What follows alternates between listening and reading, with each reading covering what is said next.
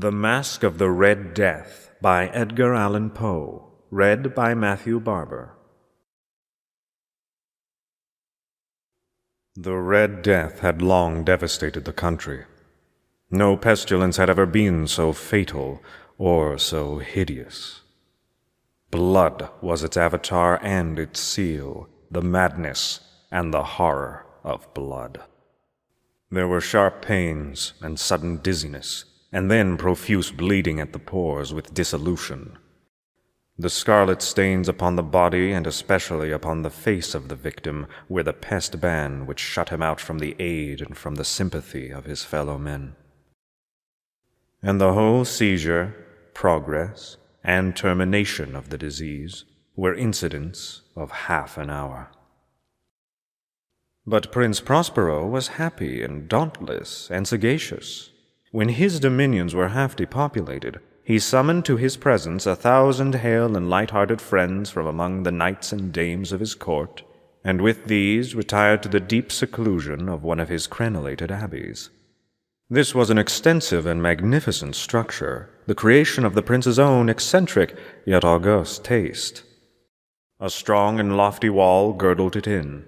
This wall had gates of iron. The courtiers, having entered, brought furnaces and massy hammers, and welded the bolts. They resolved to leave means neither of ingress nor egress to the sudden impulses of despair or of frenzy from within. The abbey was amply provisioned. With such precautions, the courtiers might bid defiance to contagion. The external world could take care of itself. In the meantime, it was folly to grieve or to think. The prince had provided all the appliances of pleasure. There were buffoons, there were improvisatori, there were ballet dancers, there were musicians, there was beauty, there was wine. All these and security were within. Without was the Red Death. It was toward the close of the 5th or 6th month of his seclusion that the Prince Prospero entertained his 1,000 friends at a masked ball of the most unusual magnificence. It was a voluptuous scene, that masquerade. But first, let me tell of the rooms in which it was held. There were 7, an imperial suite. In many palaces, however, such suites form a long and straight vista, while the folding doors slide back nearly to the walls on either hand, so that the view of the whole extent is scarcely impeded. Here the case was very different, as might have been expected from the Duke's love of the bizarre. The apartments were so irregularly disposed that the vision embraced but little more than one at a time. There was a sharp turn at the right and left, in the middle of each wall. A tall and narrow Gothic window looked out upon a closed corridor of which pursued the windings of the suite. These windows were of stained glass whose color varied in accordance with the prevailing hue of the decorations of the chamber into which it opened. At the eastern extremity was hung, for example, in blue, and vividly blue were its windows. The second chamber was purple in its ornaments and tapestries, and here the panes were purple. The third was green throughout, and so were the casements. The fourth was furnished and lighted with orange, the fifth with white, the sixth with violet. The 7th apartment was closely shrouded in black velvet tapestries that hung all over the ceiling and down the walls, falling into heavy folds upon a carpet of the same material and hue. But in this chamber only, the color of the windows failed to correspond with the decorations. The panes were scarlet, a deep blood color. Now, in no one of any of the 7 apartments was there any lamp or candelabrum, amid the profusion of golden ornaments that lay scattered to and fro and depended from the roof. There was no light of any kind emanating from lamp or candle within the suite of chambers. But in the corridors that followed the suite, there stood, opposite each window, a heavy tripod, bearing a brazier of fire that projected its rays through the tinted glass and so glaringly lit the room. And thus were produced a multitude of gaudy and fantastic appearances. But in the western or back chamber, The effect of the firelight that streamed upon the dark hangings through the blood-tinted panes was ghastly in the extreme, and produced so wild a look upon the countenances of those who entered that there were few of the company bold enough to set foot within its precincts at all. It was within this apartment, also, that there stood against the western wall a gigantic clock of ebony. Its pendulum swung to and fro with a dull, heavy, monotonous clang, and when the minute hand made the circuit of the face, and the hour was to be stricken, there came from the brazen lungs of the clock a sound which was clear and loud and deep and exceedingly musical, but of so peculiar a note and emphasis that, at each lapse of an hour, the musicians of the orchestra were constrained to pause momentarily in their performance, to hearken at the sound, and thus the waltzers perforce ceased their evolutions, and there was a brief disconcert of the whole gay company. And while the chimes of the clock yet rang, it was observed that the giddiest grew pale, and the more aged and sedate passed their hands over their brows as if in confused reverie or meditation. But when the echoes had fully ceased, a light laughter at once pervaded the assembly. The musicians looked at each other and smiled as if at their own nervousness and folly, and made whispering vows, each to the other, that the next chiming of the clock should produce in them no similar emotion.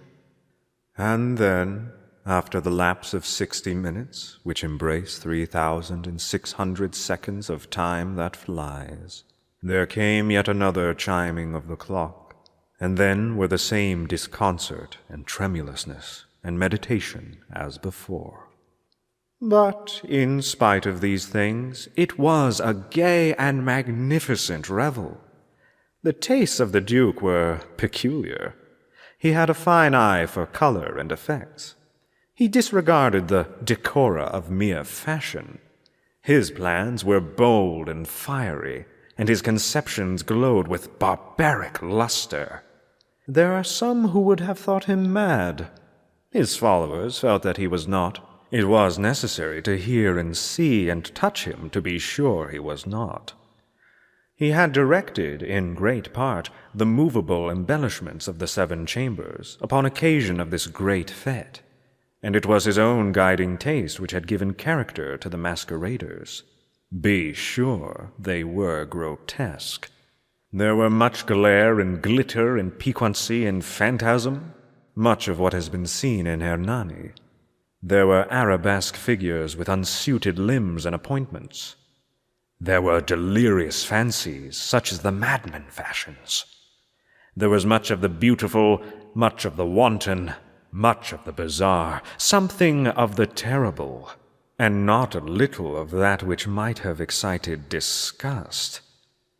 To and fro in the 7 chambers stalked, in fact, a multitude of dreams, and these, the dreams, writhed and about, taking hue from the rooms, and causing the wild music of the orchestra to seem as the echo of their steps.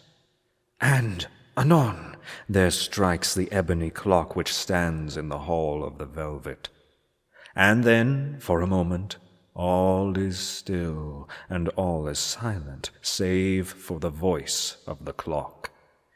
The dreams are stiff frozen as they stand. But the echoes of the chime die away. They have endured but an instant, and a light, half-subdued laughter floats after them as they depart. And now the music swells, and the dreams live and writhe to and fro more merrily than ever, taking hue from the many-tinted windows through which stream the rays of the tripods. But to the chamber which lies most westwardly of the 7, there are now none of the maskers who venture, for the night is waning away, and there flows a ruddier light through the blood-colored panes, and the blackness of the sable drapery appalls. And to him whose foot falls upon the sable carpet, there comes from the near clock of ebony a muffled peal, more solemnly emphatic than any which reaches the ears who indulge in the more remote gaieties of the other apartments. But these other apartments were densely crowded, and in them beat feverishly the heart of life.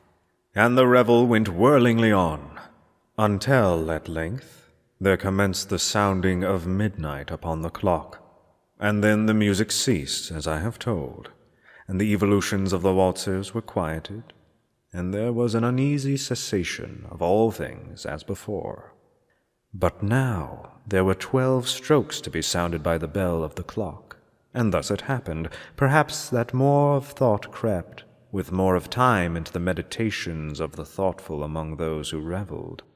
And thus, too, it happened that before the last echoes of the last chime had utterly sunk into silence, there were many individuals in the crowd who had found leisure to become aware of the presence of a masked figure which had arrested the attention of no single individual before. And the rumor of this new presence having spread itself whisperingly around, there arose at length from the whole company a buzz or murmur of horror and of disgust. In an assembly of phantasms such as I have painted, it may well be supposed that no ordinary appearance could have excited such sensation. In truth, the masquerade license of the night was nearly unlimited, but the figure in question had out-Heroded Herod, and gone beyond the bounds of even the prince's indefinite decorum. There are chords in the hearts of the most reckless which cannot be touched without emotion. Even with the utterly lost, to whom life and death are equally jests, there are matters of which no jest can be made. The whole company, indeed, seemed now deeply to feel that in the costume and bearing of the stranger neither wit nor propriety existed. The figure was tall and gaunt, and shrouded from head to foot in the habiliments of the grave. The mask which concealed the visage was made so nearly to resemble the countenance of a stiffened corpse that the closest scrutiny must have difficulty in detecting the cheat. And yet all this might have endured, if not approved, by the mad revellers around. But the mummer had gone so far as to assume the type of the Red Death. His vesture was dabbled in blood, and his broad brow, with all the features of his face, was besprinkled with the scarlet horror. When the eyes of Prince Prospero fell on this spectral image, which, with a slow and solemn movement, as if more fully to sustain its role, stalked to and fro among the waltzers, he was seen to be convulsed, in the first moment, with a strong shudder either of terror or of distaste, but in the next, his brow reddened with rage. "Who dares?" he demanded hoarsely of the courtiers who stood near him. "Who dares insult us with this blasphemous mockery? Seize him and unmask him, that we may know whom we have to hang at sunrise from the battlements." It was in the eastern or blue chamber in which stood Prince Prospero as he uttered these words.